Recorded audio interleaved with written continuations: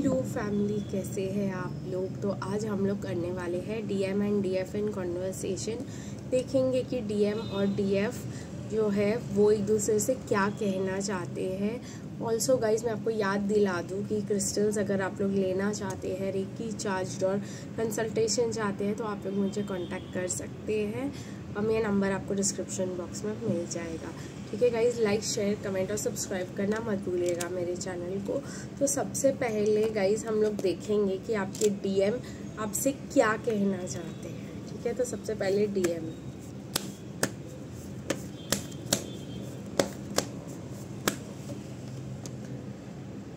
काफ़ी ज़्यादा कार्ड्स आ रहे हैं। I feel damaged, like I just can't do this. We will be together again. I thought a lot about you lately. Would you reject me? You are an angel and please don't take what happened personally. तो कहीं ना कहीं ये messages जो है आ रहे हैं फिर से। कुछ एक दो दिन पहले की रीडिंग में भी आए थे गाइस। और मुझे यहाँ पे दिखाई दे रहा है कि डीएम आपसे कहना चाहते हैं कि वो अब आपसे दूर नहीं रह सकते। वो बहुत ज़्यादा सोच रहे हैं आपके बारे में, वो आपके साथ रहना चाहते हैं। उन्होंने जो भी किया जानबूझकर नहीं किया, वो आपको हर्ट कर दिया उन्होंने बहुत ज़्यादा, वो आपकी गलती नहीं थी। अब वो सिर्फ डर ही जा रहे हैं कि क्या तुम मुझे एक्सेप्ट करोगी, रिजेक्ट तो नहीं करोगी ना। तो देखते हैं इस पर डीएफ का क्या कहना है, डीएफ क्या कहना चाहती है इस पर।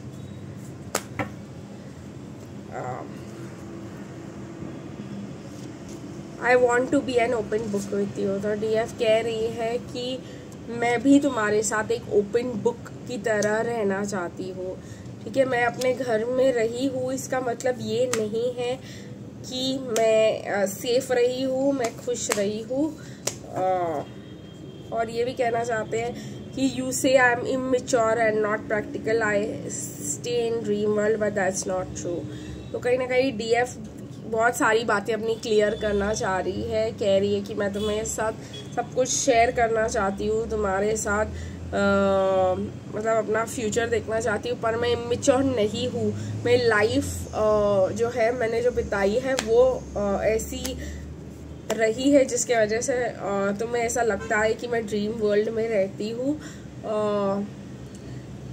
और अब आप कह रहे हो I have already forgiven and forgotten what happened in the past, when you come back it will be a fresh start.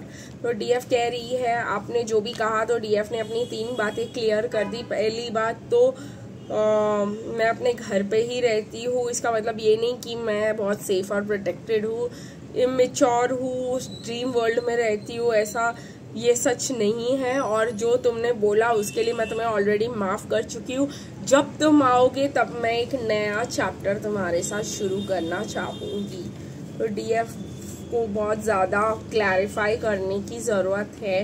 DF को लग रहा है कि उसको बताने की ज़रूरत है, जबकि डीएम ऑलरेडी बहुत कुछ बातें समझ चुके हैं। देखते हैं और क्या आपके डीएम आपको कहना चाहते हैं।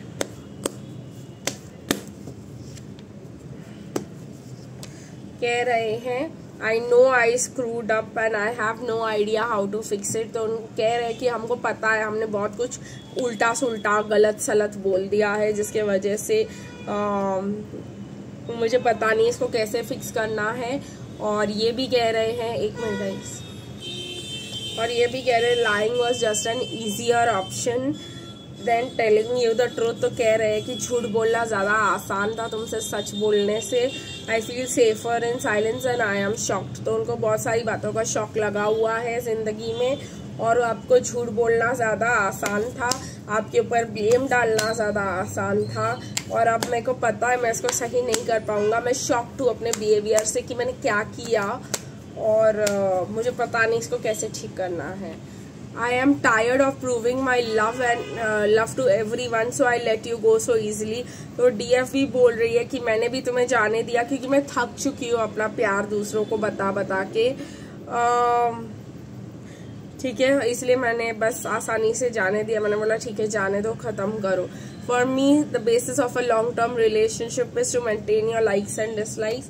तो डीएफ साफ साफ कह रही है कि तुम्हें जो पसंद है, मुझे जो पसंद है, हम अपनी इंडिविजुअलिटी रखें और उसके बारे में तुम्हें झूठ बोलने की ज़रूरत नहीं है, अपने आप को कुछ और दिखाने की ज़रूरत नहीं है।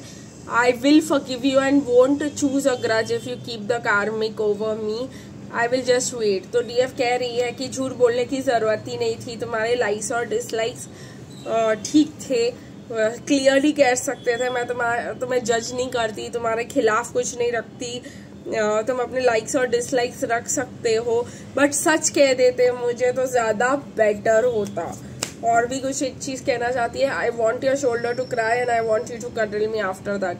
तो जब तुम वापस आओगे तो मुझे चाहिए कि तुम मेरी बातों को सुनो, मेरे दुख को सुनो, और उसके बाद मैं तुम्हें हक करके मतलब मुझे कंफर्टेबल फील कराओ। तो ये सब है डीएफ का कि ठीक है, जो भी तुम करना चाहते हो अपना स्पेस लो, लेकिन उसके बाद जब मेरे पास वापस आओ तो मतलब वो जो लव और अटेंशन जो मैं तुमसे एक्सपेक्ट कर रही हूँ वो मुझे ज़रूर देना।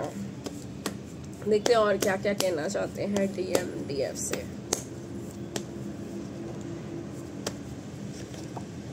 Okay, I am so much in my head space, कह रहे हैं कि मैं अपने दिमाग में बहुत कुछ सोच रहा हूँ।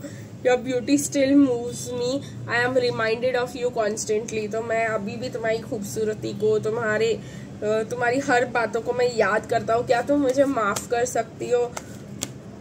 तो इसमें डीएफ कहना चाहती है कि I am 24/7 available to talk and meet. अगर ऐसा नहीं होगा कि अगर तुमने मुझे मतलब इतना बड़ा झगड़ा कर लिया है और मैसेज करोगे तो मैं तुम्हें रिप्लाई नहीं करूंगी, तो वापस आना पॉसिबल है basically. Yes, I am a dynamic personality but I am loyal. और डीएफ ये भी कहना चाह रही हूँ कि हाँ, मैं बहुत अलग हूँ, मेरी जिंदगी बहुत अलग है तुमसे, पर मैं तुमसे बहुत ज्यादा लॉयल हूँ।